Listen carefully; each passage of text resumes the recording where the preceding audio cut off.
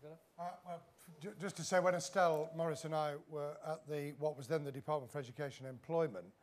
we did actually take on from the Home Office the whole issue of learning in prison and probation. What tends to happen, and this is one of the biggest challenges we have in the community, is not only making the opportunity available, but making the value and the hope of using that opportunity available, so that you can have the technology in the prison as part of prison education, but unless they're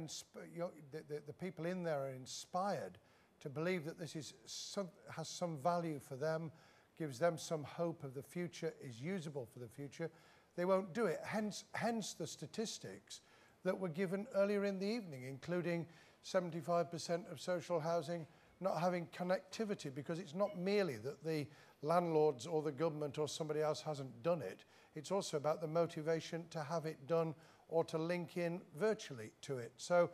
all of us in this room, every single person wouldn't be here if they weren't interested in what Naomi Sargant had fought for, if they weren't concerned about education, potential with new technology,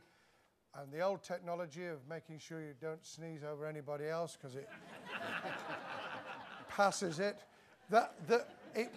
We're all committed and interested and having an interesting dialogue, but we've got to actually reach people for whom coming here tonight would have been the biggest turn-off ever. Do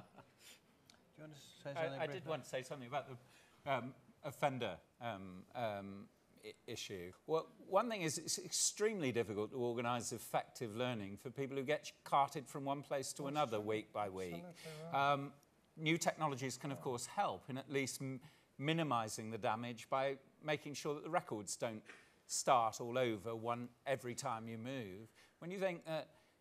7 in 10, bit more than that, of people in offender institutions have got the lowest levels of literacy and numeracy, then the issues are critical about offering people sufficient stability to be able to develop skills that really give them options not to be able to change direction afterwards. But our research shows absolutely clearly that if you don't make a connection within 6 weeks of moving outside of the offender institution, all the things you've gained as you've been carted around the system get lost. And I think that form of connection from one institution to another is the thing that bedevils us, whether we're talking about technology and